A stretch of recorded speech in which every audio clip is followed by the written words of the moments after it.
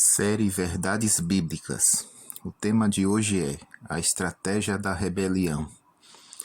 Na primavera de 1943, o oficial comandante de um destroyer japonês subiu a bordo do navio de combate Musashi, identificou-se e solicitou uma audiência com o almirante Yamamoto. O imediato olhou para ele como se o pedido não fizesse o menor sentido. Houve um silêncio embaraçoso. Finalmente, o imediato pediu que o oficial o acompanhasse e o conduziu por um labirinto de corredores e escadas até os aposentos do oficial da armada. Só então o visitante percebeu que havia algo errado, terrivelmente errado. Dentro da cabine suavemente iluminada do almirante, havia uma mesa comprida e sobre ela 7 esquifes, cobertos de incenso. Yamamoto, comandante supremo da marinha japonesa, estava morto.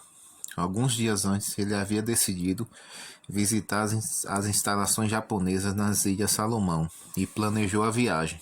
Cuidadosamente, um itinerário detalhado em código foi enviado por rádio a cada base japonesa para que pudessem se preparar e acompanhar o almirante em sua visita.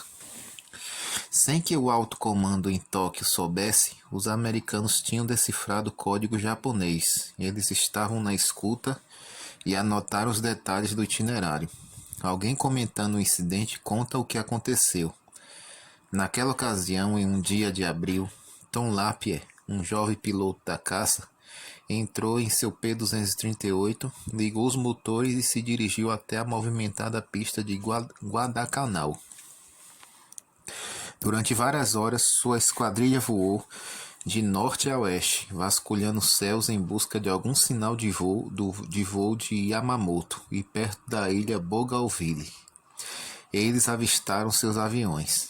Aceleradores e hélices foram ajustados, botões das metralhadoras ativados e os caças americanos ficaram prontos para disparar. Lapierre começou a disparar suas balas no espectro que ia crescendo na mira da sua metralhadora, e para o excelente piloto japonês veio a agonia de um avião não respondendo mais ao controle. A asa direita se soltou e um vidro frontal despedaçou-se um pouco antes da escuridão total. Yamamoto morreu porque os planos e a estratégia dos japoneses não eram mais segredo. Você sabia que possui ao seu alcance um documento que contém os detalhes da tática de uma rebelião na qual você também está envolvido? O terceiro capítulo de Gênesis é muito mais que um breve relato da queda do homem. É a revelação dessa estratégia. Olhando-se com atenção, você poderá entender facilmente a tática usada no Éden. Ela permanece a mesma desde aquele tempo até hoje. O plano tão engenhosamente concebido não foi produto da mente humana. Ele foi concebido por uma mente incrivelmente inteligente, a de um anjo rebelde. Esse plano foi tão eficaz naquele primeiro encontro com a raça humana que nunca foi mudado. A queda do homem de sua elevada posição foi a maior tragédia que este planeta já conheceu. O instigador da tragédia, de maneira muito esperta, a desmereceu, ridicularizou-a, ao ponto de impressionar a mente de milhões, convencendo-os de que o ocorrido no Éden não passou de um mito e que a queda do homem foi uma piada. Ironicamente, Satanás induz: onde está o jardim do Éden? Eva comeu a maçã? E em seguida ele dá um sorriso sarcástico e acrescenta: quem acredita nisso? Milhões jamais leram a história. Eles se surpreenderiam ao saber que não há qualquer menção de maçã na Bíblia, no livro de Gênesis. Jamais passou pela mente dessas pessoas que os problemas que enfrentamos começaram com uma escolha deliberada por parte de duas pessoas reais em um jardim igualmente real, que poderia ser chamado de paraíso. O instigador da rebelião não quer que a queda do homem se pareça realmente com uma queda. Se você duvida do sucesso da propaganda, considere isso. Quase todas as escolas ensinam como fato estabelecido que o homem evoluiu sempre, desde o princípio. Segundo elas, o homem jamais caiu. Você entende? Na teoria da evolução, não existe lugar para a queda do homem. E é claro, se o homem jamais caiu, ele não precisa de um salvador. Ele pode se arranjar muito bem sozinho. A experiência do Éden em algumas versões da propaganda do anjo rebelde é admitida livremente como um fato, mas é louvada como uma corajosa quebra de todas as restrições por parte do homem, como se fosse a sua declaração de independência. Foi um triunfo, não uma tragédia. Seja qual for o raciocínio, a expulsão dos nossos primeiros pais geralmente é vista como uma coisa muito trivial. Precisamos examinar o terceiro capítulo de Gênesis mais profundamente para descobrir o que realmente aconteceu. Só assim entenderemos o seu significado. Mas primeiro precisamos do apoio de 2 versículos do segundo capítulo de Gênesis. E o Senhor Deus ordenou ao homem, coma livremente de qualquer árvore do jardim, mas não coma da árvore do conhecimento do bem e do mal, porque no dia em que dela comer, certamente você morrerá. Gênesis 2, versos 16 e 17. Muitas pessoas acham que Deus estava sendo um pouco exigente e injusto em punir nossos primeiros pais e, por consequência, nos punir também por uma ofensa tão trivial como comer uma frutinha. Será que foi mesmo trivial? Se Adão e Eva estivessem sem comida e com fome, a tentação de desobedecer a Deus poderia ter sido forte, mas por todo o jardim havia árvores carregadas com frutos deliciosos. Apenas uma árvore estava proibida. Eles tinham liberdade para comer de todas as outras, porque o Senhor proibiu que comesse do fruto de uma determinada árvore. Seria venenoso? Mas ele não faz fruto venenoso. A restrição existiu por uma razão importante.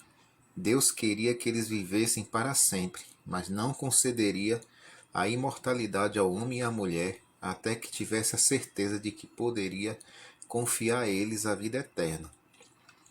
Ao contrário, se Adão e Eva decidissem se rebelar, o Pai teria uma raça de imortais rebeldes nas mãos. Teria que haver um teste. Era necessário alguma regra que pudesse ser quebrada, algum mandamento a ser desobedecido, uma escolha a ser feita, uma decisão entre o certo e o errado.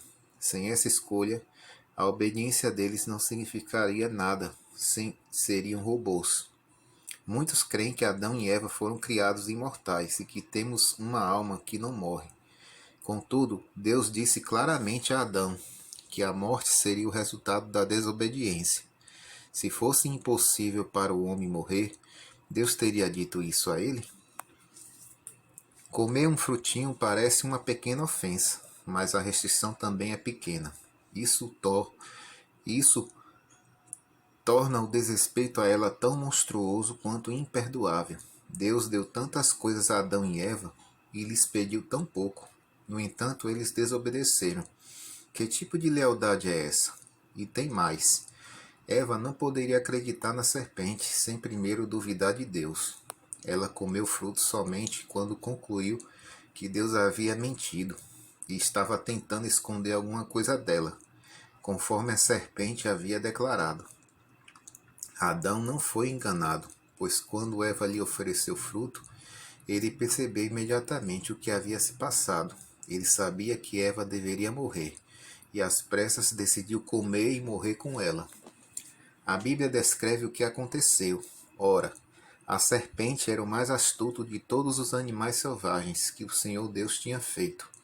E ela perguntou à mulher: Foi isto mesmo que Deus disse? Não como de nenhum fruto das árvores do jardim? Respondeu a mulher à serpente: Podemos comer do fruto das árvores do jardim. Mas Deus disse: Não comam do fruto da árvore que está no meio do jardim, nem toquem nele, do contrário, vocês morrerão. Disse a serpente à mulher: Certamente não morrerão, Deus sabe que no dia que dele comerem, seus olhos se abrirão, e vocês, como Deus, serão conhecedores do bem e do mal. Quando a mulher viu que a árvore parecia agradável ao paladar, era atraente aos olhos, e além disso desejável para dela se obter discernimento, tomou do seu fruto, comeu e o deu a seu marido, que comeu também. Gênesis 3, versículo 1 até o 6. Esses 6 versículos são como um documento onde a estratégia do anjo caído se torna óbvia. A estratégia, o método de agir, a filosofia, a estrutura básica da sua propaganda, tudo aparece de forma muito clara. O modo como ele atuou no passado é o modo como atua hoje. Nada mudou. Note que Satanás não queria que a sua verdadeira identidade fosse conhecida. Ele usou um disfarce, que é o método da personificação. Ele ainda opera desse modo. Isto não é de admirar, pois o próprio Satanás se disfarça de anjo de luz. 2 Coríntios 11, verso 14. Ele utiliza o disfarce, o médium. O diabo usou um fenômeno mediúnico para atrair a atenção de sua vítima. A serpente no jardim do Éden era, sem dúvida, um lindo animal. Ela não sabia falar nem se comunicar. Foi isso que atraiu Eva, uma serpente falante. Satanás utilizou o mesmo método sobrenatural hoje, com infinitas variações, e assim milhões são atraídos ao espiritismo e ao ocultismo. Você encontrará o mundo espírita divulgado nas principais revistas e livros, nas bancas de jornais e livrarias. O anjo caído, falando através da serpente, não perdeu tempo em incutir dúvida na mente de Eva, a credibilidade da palavra de Deus. Observe o modo cínico como ele disse: Deus não disse que você morreria se comesse deste fruto? Deus sabe que não, pois sabe que você não morrerá, pois se comer deste fruto, será igual a ele. Satanás foi ao ponto de contradizer diretamente a ordem de Deus. O Criador disse: se comer do fruto, você morrerá. Satanás disse: você não vai morrer. Satanás não diz a verdade. Cristo afirmou: vocês pertencem ao pai de vocês, o diabo, e querem realizar o desejo dele. Ele foi homicida desde o princípio e não se apegou à verdade, pois não há verdade nele. Quando mente, fala a sua própria língua, pois é mentiroso e pai da mentira. João 8, verso 44. Portanto, o anjo caído é um mentiroso. Ele usa meias verdades. Quanto mais a verdade se misturar com o erro, mais atraente e perigosa é para suas vítimas. Havia uma insinuação de que Deus estava escondendo alguma coisa de nossos primeiros pais, algo que ele não gostaria que soubesse. Deus realmente não queria que ele soubesse o que é ser assombrado pela culpa, ao ponto de não poderem dormir, o que significa morrer, e o que é ver um filho amado tirar a vida do próprio irmão. Ele queria evitar esse conhecimento deles e de nós. Isso é tirania ou é amor? O que você acha? As palavras que Deus disse a Adão, registradas em Gênesis 2,17, não foram um ultimato arbitrário ou uma ameaça. Deus não disse: Adão, não se atreva a comer do fruto daquela árvore. Se comer, eu mato você. As palavras de Deus foram uma advertência feita com amor sobre qual seria o resultado da desobediência. A morte não se segue à desobediência, porque a advertência foi feita. Não se deixe enganar de Deus, não se deixe enganar. De Deus não se zomba. Tudo que o homem semear, isso também colherá. Gálatas 6, verso 7. O que o homem semear, isso ele ceifará. Essa é uma lei da vida que funciona com precisão matemática. Pois o salário do pecado é a morte, mas o dom gratuito de Deus é a vida eterna em Cristo Jesus nosso Senhor. Romanos 6, 23. Lúcifer, no início da sua rebelião, sabia que o salário do pecado é a morte. Ele foi devidamente alertado para onde seus passos o estavam levando, mas recusou-se voltar. Agora ele sabe que terá que morrer um dia, por isso, se tem que morrer, decidiu que vai levar quantos puder consigo. Ele propõe conseguir isso através de dois elementos-chave em sua estratégia, que é a filosofia e a propaganda. O primeiro deles é: certamente não morrereis. Você não pode morrer. Deus fez você com uma alma imortal. A morte é impossível. Imagine o que o diabo pode fazer com essa filosofia, pois se o homem não morre, quando morre, deve ser possível se comunicar com ele, voltar à vida. Se não há morte, então podemos viver como bem quisermos e nada nos acontecerá. Podemos rir das advertências de Deus. Para onde isso nos conduz? Se homens e mulheres não podem morrer, se eles são imortais, então terão que viver para sempre em algum lugar. Assim, o anjo caído inventou um inferno de fogo eterno, onde um Deus vingativo poderia se deliciar em ver o povo sofrer nas chamas que nunca acabam. Que insulto para o caráter de Deus! Que mentira! Milhões acreditam sinceramente nisso. Somente o Criador sabe quantos se afastaram de todas as religiões por não conseguir aceitar tamanha tortura de um Deus de amor. Mas a Bíblia não fala de um tal lugar de tortura sem fim. Essa é uma invenção do anjo caído. O segundo elemento-chave na estratégia do inimigo aparece em sua promessa mentirosa: sereis como Deus. Hoje somos bombardeados com essa filosofia. Há uma fagulha de divindade dentro de você, dizem. Você deve trazê-la para fora. Você é um pequeno Deus. Essa fala tem milhares de variações e quer dizer o seguinte: vá sozinho, seja independente. Você não precisa de Deus. Foi assim que começou a controvérsia neste planeta. O tema foi a autoridade de Deus, seu trono, sua lei e seu caráter. O alvo principal da ira do inimigo foi o Filho de Deus, Jesus Cristo. Seu posto e seu poder como Criador. O alvo da rebelião no passado e agora é o controle da mente dos homens, seu culto seja por opção ou pela força. Agora você entende um pouco melhor a tragédia do Éden? Satanás tinha vencido a primeira etapa da luta. Ele havia persuadido nossos primeiros pais a se venderem à escravidão que, sem a intervenção divina, não poderia ser interrompida, mas a intervenção divina viria. Encontramos no mesmo capítulo de Gênesis a promessa de um Salvador. Porém, inimizade entre você e a mulher, entre a sua descendência e o descendente dela. Este lhe ferirá a cabeça e você lhe ferirá o calcanhar. Gênesis 3, verso 15. Essas palavras ditas a Satanás na audiência de Adão e Eva eram um mistério para ele. O que poderiam significar? Quem feriria a sua cabeça? O que Deus iria fazer? Ele iria prover uma saída para o casal? Com certeza. Deus não iria se importar com o povo deste minúsculo planeta. Provavelmente iria expulsá-los e esquecê-los. Afinal, o Filho de Deus não iria descer do céu somente para desafiar o seu poder sobre a raça humana. O coração egoísta de Lúcifer não poderia entender o amor. Ninguém estava mais inquieto sobre o que Deus iria fazer que o culpado autor da rebelião. Não é de admirar que numa noite escura, muitos séculos depois, ele tremeu quando viu a luz brilhante sobre Belém e ouviu o cântico dos anjos. Você não gostaria de agradecer a Deus por nos deixar saber do que se trata o conflito, bem como a estratégia do inimigo para que possamos escapar de seus enganos?